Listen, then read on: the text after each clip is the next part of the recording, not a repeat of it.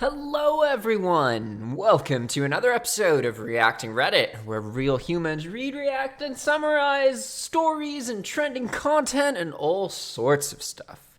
Today, I'm going to be reading to you some of the most shocking revelations that people have had about their own parents as they turn 18, or younger, or older. It doesn't really matter how old you are. What matters is you have a shocking revelation about your parents.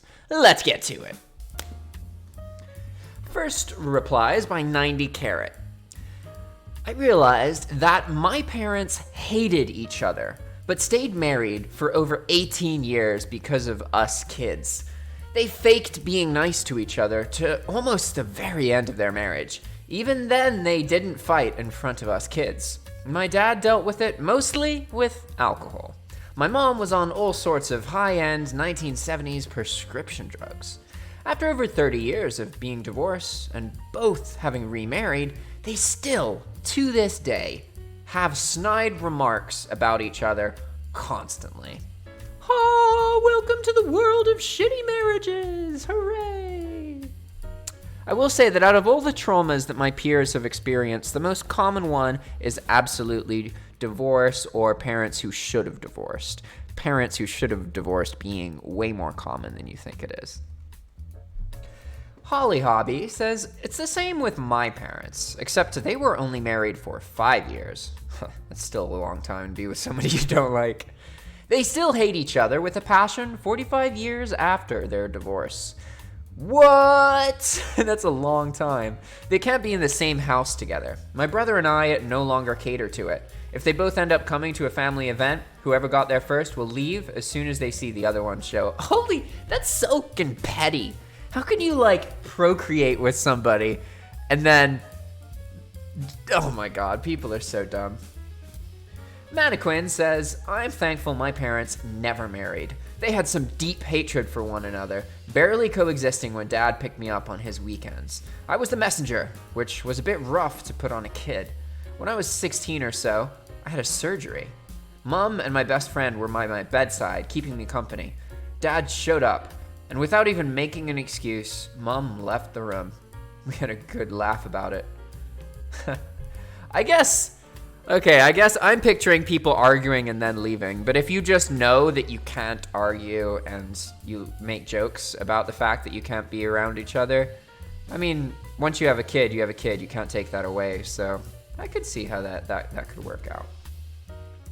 Ego says similar. They accused each other for ruining their lives. They were remarried till me and my younger brother graduated. He only realized it when we were in adulthood. I didn't take nearly as long. I mean, he showed off to me with pictures of his girlfriend while he was drunk. I was 14. Yeah, what's up with some guys doing, some guys they're like, oh my god, you gotta look at my hot girlfriend. You gotta look at my girlfriend. You gotta take this picture of my wife. And I guess girls do that too. Is it really that weird to just want to see a picture of somebody? I guess what kind of picture it is.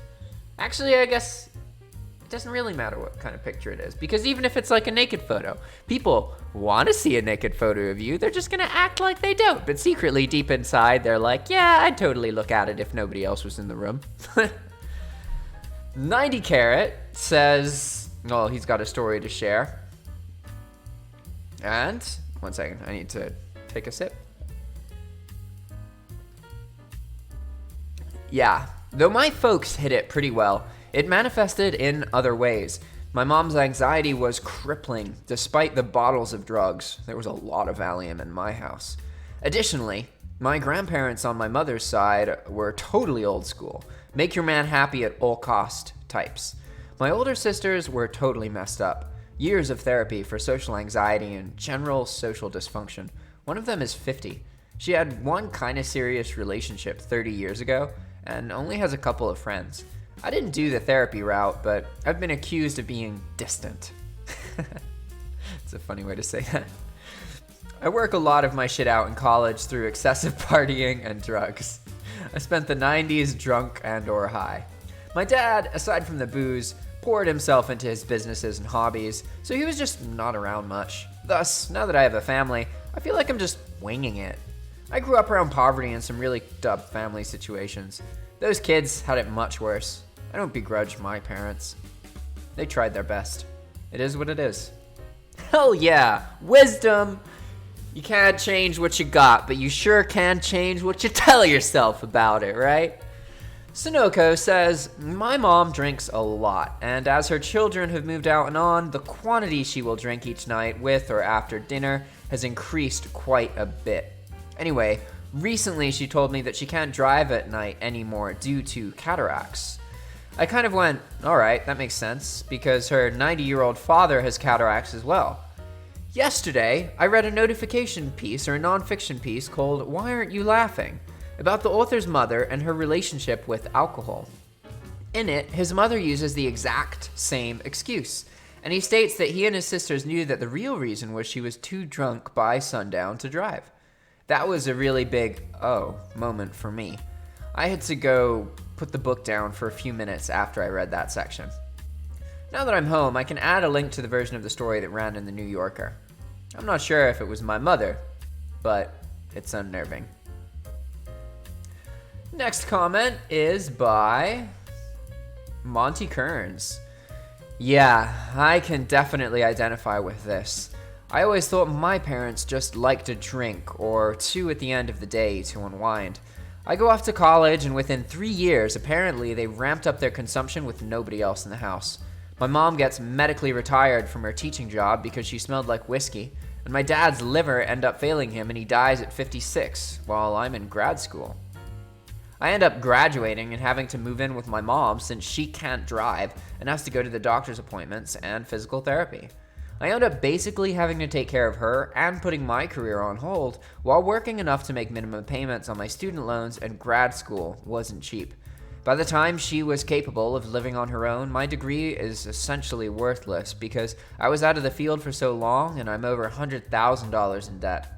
And managed to get a job with the state government, which basically pays as little as they can, but I get decent benefits and don't see a real way to get out of the situation. Added on to that, now the smell of liquor just makes me sick to my stomach and I can't drink it anymore. I used to enjoy going out with friends and getting a few drinks, but now all I can have is a beer or two a few times a year, and that's it. Hell yeah, man! I know that you're sad, and I know that you're sad you can't drink, but trust me, you don't fucking need alcohol. Nobody needs alcohol. It's just something our society consumes that's a literal poison. It debilitates you, it degrades you, and it deteriorates you. And there's ways you can use it in moderation and control that, but the reality is you need it. It's so bad for you, and you are so much better off not touching it. So my hat that I don't wear is off to you, Mr. Not Drinker. I used to enjoy going out with the friends and getting a few drinks, but now all I can have is a beer or two. Hell yeah! Musical magical sentence. Needless to say, alcoholism and alcohol can definitely destroy lives. This whole experience has also stripped me of a lot of my empathy. If you know an alcoholic intensely, it really does degrade your empathy because you get so used to the words not meaning anything. And it's not that they don't sound like they mean anything. It's because the person can remember shit the next day. So they can have this amazing revelation about how they drink too much and they're gonna change their life and all this shit. And then they wake up and have no idea and do the same pattern again. Or even worse than that, you get in a fight with someone, right? And they're really aggressive, belligerently drunk. They offend the crap out of you, really hurt your feelings, and then they don't remember any of it because they black out.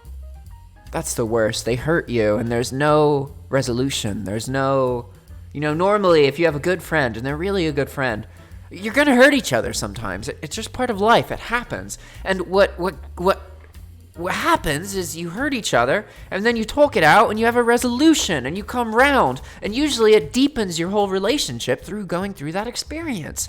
But when you add binge drinking and way too much alcohol into the picture, you just get the hurt part, and you don't get the part that really matters, which is the reconciliation.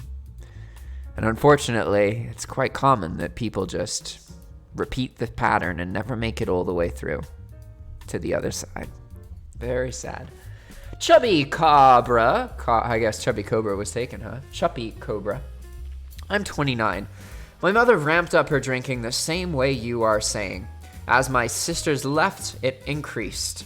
And ultimately, when I left, it was way worse. Bottle of whiskey a night. She eventually left my dad, dated unsuccessfully for years, found the bar, eliminated all other parts of her life outside the bar, including work, renting a house, apartment. She moved into her car and arrived with the bar open and left when the bar closed. It's been 10 years since she left my father, and I just got in a position to buy her an RV, so I can maybe help her get back to something that she once was. My advice, be there for her now, if you want her there at all. She needs spiritual help, however it can be best provided for her. Other people can help too, and many have told me it's not my responsibility, but family is everything, at least for me, and she may not come around on her own, like I thought she would. Yeah, power to you. I mean, yeah, family is everything. Yeah, it's not your responsibility, but if you're deciding to be there for your family, hell yeah, power to you. Link says, I'm from a pretty well-off family, I think, and we went camping a lot too. Not in a fancy trailer or a motorhome, but in a tent on an island several kilometers back. I don't mean to gatekeep, but we did real camping. And I feel like that helped me so much growing up. I always looked forward to it during the summer. I'd take that over Disneyland any day. Huh, look at that. How long have we been recording and talking about people's parental problems? Oh, for about 12 minutes before we get one positive comment. Wow, look at that. This person grew up and realized their parents did them good by going proper camping, huh? Grenda says, I've done both. As a kid, I liked Disneyland more. As an adult, camping is definitely more appealing. Getting away from the huge crowds, being a bit more self-reliant, disconnecting from technology for a bit, and going back to our hunter-gatherer roots. Yeah, sounds more relaxing than waiting in long lines for mediocre rides and overpaying for a churro. Here where I live, churro means joint. Some of my favorite memories were road trips and camping with my family. We were very poor, but my brother and I never knew because my parents went without, so we could have what we needed. Now that we're older and have good jobs, mainly due to their sacrifices, we understand more about the things that they've done, and we try to give them the experiences that they want, that they went without, like overseas holidays, etc. Led Zepp says, dude, camping is the shit. My parents bought an RV trailer back in 2003 for $10,000. For the next 15 years, we went on countless trips with that thing and had so many great memories and times in it. My parents said they decided to buy it after one of their other friends went to Disney World for a week and spent $10,000 in total. Waste of money. So instead of seeing a theme park and standing in line, we decided that we were going to invest. Oh, well, our parents decided they were going to invest. We got to go home, mountains out west, take weekend trips to Wisconsin, sit around campfires, and they got to teach us how to take care of something and the value of $1 in doing so. It was the greatest thing that they ever bought. Look at this. I guess we're over the alcoholism and other stuff now. We've moved on to more positive revelations about parenting. This is fine. Says, my mom was a nurse in the neonatal unit for premature babies. There'd be days that she would come home and it was obvious she had been crying. At the time, I'd give her a hug and tell her to feel better and then go play outside or go back to my video games, not thinking much of it. I was 10. It wasn't until my senior year in high school that it dawned on me that often the reason she was crying was because a baby had died on her shift. I can't imagine having to deal with that on a semi-regular basis. She later told me that she was often responsible for supporting the parents, and one of her talents was making clay molds out of the deceased baby's hands as a keepsake for the parents. Thinking about doing that and having to make the molds made me realize that my mom was the most incredibly strong and compassionate person I had ever known. Thank you, positive comments about parents. We just threw off all the shitty parenting on the top, got that out of the way, and now we're into some deep motivational stuff.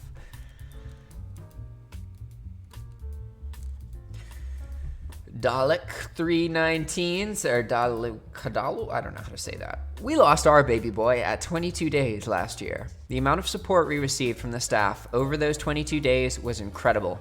Making the molds, bathing him one more time, and dressing him up in baby clothing for the first and last time brought an incredible amount of closure and really aided our healing process. I don't know how neonatal nurses do it every week, every month, over and over again.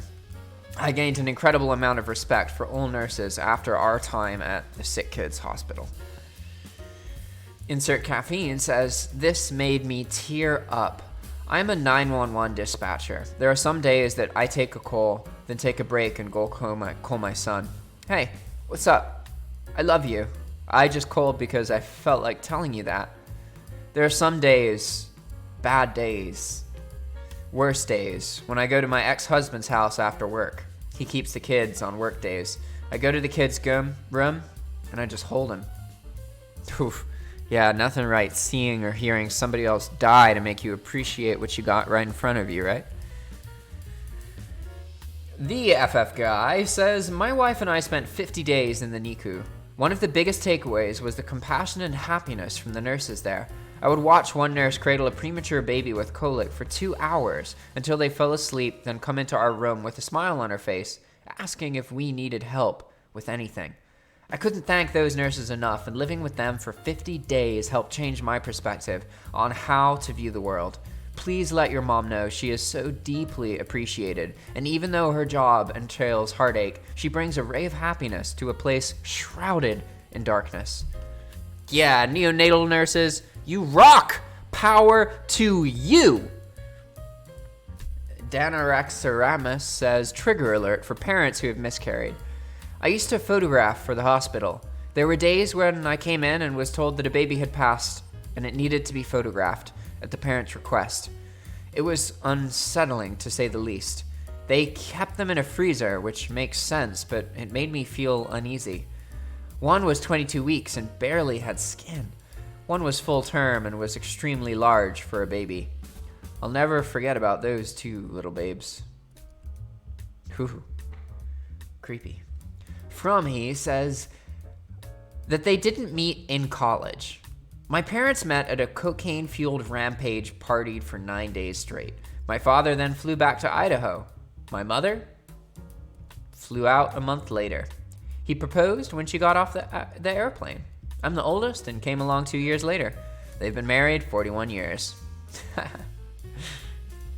Hot Rod Ruby says, I recently learned in my late 20s that my parents didn't date for 2 or 3 years before getting married. But instead, my dad got my mom pregnant fairly soon after meeting her, within months. But he got stuck around and married her after my sister was born. They've been married for 30 years. Rudhan says, I did the math and worked out that my parents married while my mom was pregnant with me. My parents met while working in a physics lab. Dad's a software development with an interest in physics. Mom was a physicist with a strong computer know-how in the 80s.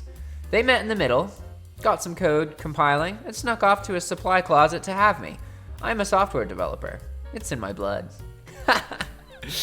That sounds cool. Johnny Darkside says, definitely no adorable story for us. I was the nerdy-looking metalhead at a concert, and she had a soft spot for nerds, so she tried to get me to hang out after the concert. But I was from out of town and hitched a ride with some friends. A few months later, we were in town again for another concert, but this time, we drove. Went out to an after-hours party with her, and she was trying real hard to get me to realize that she liked me. She's very well endowed, and at one point, she even pulled they're real, you can feel if you want. It still took a little time, but by the end of the night, we were making out on the couch and went back to her place. Next morning, I find out she was 8 years older than me, and she found out I was a virgin.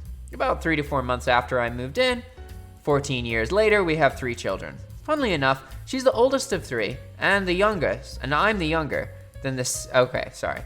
Funnily enough, She is the oldest of her 3 siblings, and I'm younger than the youngest sibling's spouse. So at his 21st birthday party, I can only get a Coke.